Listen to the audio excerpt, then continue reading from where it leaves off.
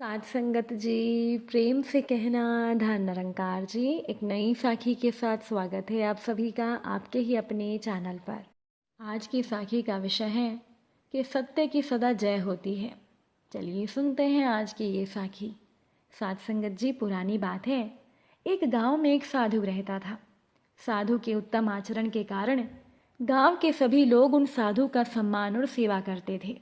किंतु एक दिन स्थिति बदल गई। सारे गांव के लोग उस नव युवक साधु पर टूट पड़े।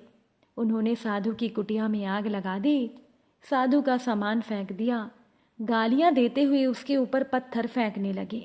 अब उस नव युवक साधु ने सहज भाव से पूछा, ऐसी क्या बात हो गई जो आप लोग मुझ पर इतना क्रुद्ध हो गए हैं। अब लोगों ने उस साधु के सामने एक छोटे से बच्चे को रखते हुए कहा कि ये बच्चा गांव की एक लड़की की संतान है। उस लड़की का कहना है कि ये तुम्हारा बेटा है। हम लोगों से बहुत बड़ी भूल हुई जो तुम्हें हमने गांव में ठहराया, तुम्हें सम्मान दिया, तुम्हारी सेवा की। हम नहीं जानते थे कि तुम ऐसे चरित्रहीन हो। ये सुनकर उस नव युवक साधु ने कहा कि जब आप लोग कहते हैं तो मैं चरित्रहीन ही हूँ। साधु ने रोते हुए उस बच्चे को उठाकर अपनी छाती से लगाते हुए सहज भाव से जवाब दिया।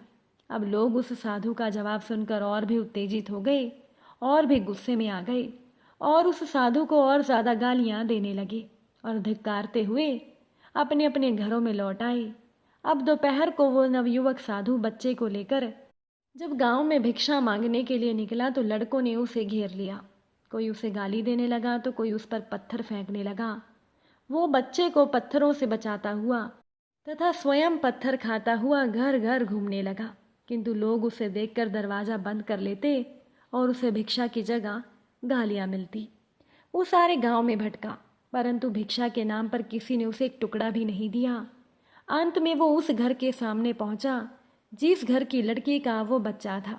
उसने आवाज़ लगाई कि मेरा अपराध हो सकता है, इसीलिए मुझे रोटी ना दी जाए, परंतु इस नवजात निर्दोष शिशु का तो कोई दोष नहीं, इसे दूध तो मिल जाए। साधु की बात सुनकर उस लड़की के अंदर सोई हुई माँ की ममता जाग पड़ी। उसका वात्सल्य उमड़ पड़ा। वो अपने पिता के सामने रोने लगी, कहने लगी, पिताजी मुझसे भूल हो गई, मैंने तो झूठे ही उस साधु का नाम लिया था। उस बच्चे का पिता तो दूसरा है, उसे बचाने के लिए ही मैंने इन साधु का नाम ले दिया था। मैं नहीं जानती थी कि ये बात यहाँ तक पहुँच जाएगी। मैं तो यही समझती थी कि आप लोग साधु को गालियाँ देकर भला बुरा कहकर लौट आएंगे। क्षमा करें, मुझे मेरा बच्चा दिला दे। अब अपनी बेटी की बातें सुनकर उसका पिता स्तब्ध रह गया। साधु के पास आकर वो उनके पैरों में गिर गया, उनके हाथों से बच्चे को मांगते हुए कहने लगा, क्षमा करें, हमसे बहुत बड़ी भूल हो गई। इस बच्चे को कृपा करके हमें दे दें और हमारे अपराधों के लिए हमें माफ़ करें। अब नवयुवक साधु ने कहा, क्या बात है, मेरे बेटे को तुम मुझसे क्यों छीनते हो। अब उस लड़की का पिता बोला, ये आपका बच्चा नहीं, ये किसी दूसरे का है। साधु कहने लगा, ये बच्चा मेरा नहीं है, ये तुम क्या कह रहे हो। सुबह तो तुम सभी लोग कह रहे थे कि ये मेरा ही है। अब उस लड़की का पिता बोला, संत जी मेरी लड़की ने झूठ कहा था, अब वो सच बता रही है कि ये बच्चा आपका नहीं है। तब तक वहाँ पर गांव के बहुत से लोग इकट्ठे हो गए थे। वो साधु से कहने लगे, संत जी आपको तो उसी समय हमें बता देना चाहिए था कि ये बच्चा आपका नहीं है। वो नवयुवक साधु बोला, बच्चा मेरा है या किसी और का, इससे क्या फ़र्क पड़ता है, किसी ना किसी का तो है ही। फिर आप लोग मेरी झोपड़ी जला चुके थे, मेरा सामान फेंक चुके थे। अगर मैं कहता कि ये बच्चा मेरा नहीं है तो आप दूसरी झोपड़ी जलाते, दूसरे व्यक्ति का सामान फेंकते, किसी दूसरे को गालियाँ देते। इसीलिए मैंने सोचा कि जब आप सब कहते हैं तो क्यों मैं इनकार करूं, क्यों किसी दूसरे को मैं मुसीबत में डालूं। फिर वो भी तो उतना अपराधी नहीं है जितना आप समझते हैं। यदि वो पूरा अपराधी होता तो फिर आपकी बेटी उसे बचाने के लिए मेरा नाम ना लेती। वो उतना ही अपराधी है जितना कि आपकी लड़की। अब किसी ने कह दिया, महाराज आपको अपने सम्मान की तो चिंता करनी थी।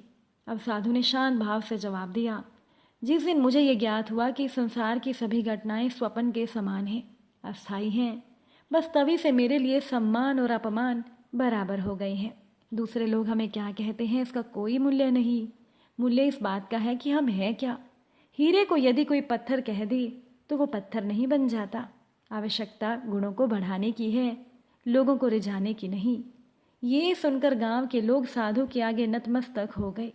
सच ही कहा गया है कि सत्य की सदा जय होती है, लेकिन सत्य के पारखी इस जगत में बहुत कम लोग होते हैं। यही इस दुनिया का व्यवहारिक सत्य है। साध संगत जी, एक बार संत कबीर जी ने बड़ी कुशलता से एक पगड़ी बनाई, जीना जीना कपड़ा बुना और उसे गोलाई में लपेटा। हो गई पगड़ी तैयार। वो पगड़ी जिसे हर कोई बड़ी शान से अपने सिर पर सजाता है।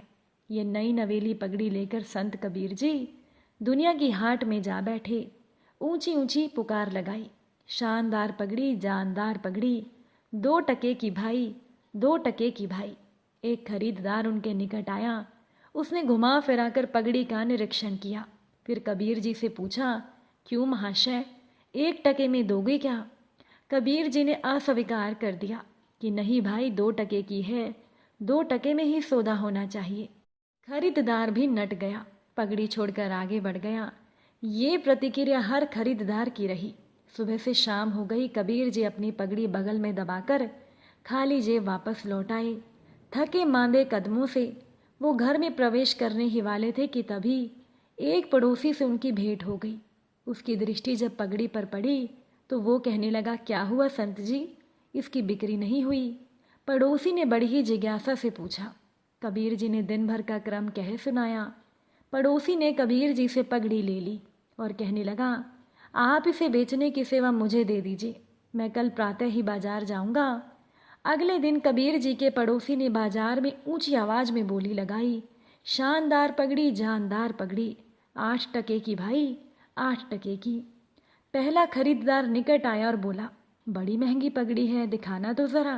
पड़ोसी बोला, पगड़ी भी तो शानदार है, ऐसी और कहीं नहीं मिलेगी। खरीददार कहने लगा, ठीक दाम लगा लो भैया। पड़ोसी कहने लगा, चलो कोई नहीं, आपके लिए 7 टका लगा देते हैं। खरीददार कहने लगा, ये लो 6 टका, पगड़ी दे दो। 1 घंटे के अंदर ही वो पड़ोसी पगड़ी बेचकर वापस लौट आया। कबीर जी के चरणों में 6 टके उसने रख दिए। पैसे देखकर कबीर जी के मुंह से अचानक ही निकल पड़ा, सत्य गया पाताल में, झूठ रहा जग छाए, 2 टके की पगड़ी 6 टके में जाए।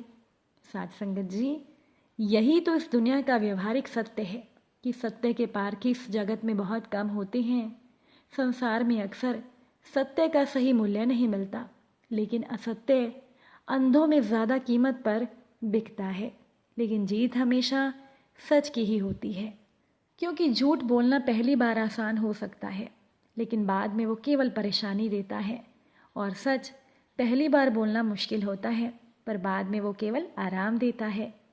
अगर आज की ये साखी आपको अच्छी लगी हो, वीडियो को लाइक शेयर ज़रूर कीजिएगा। आप सभी से फिर मुलाकात होगी नई साखी के साथ। साथ संगत से प्यार से कहना, धन निरंकार जी।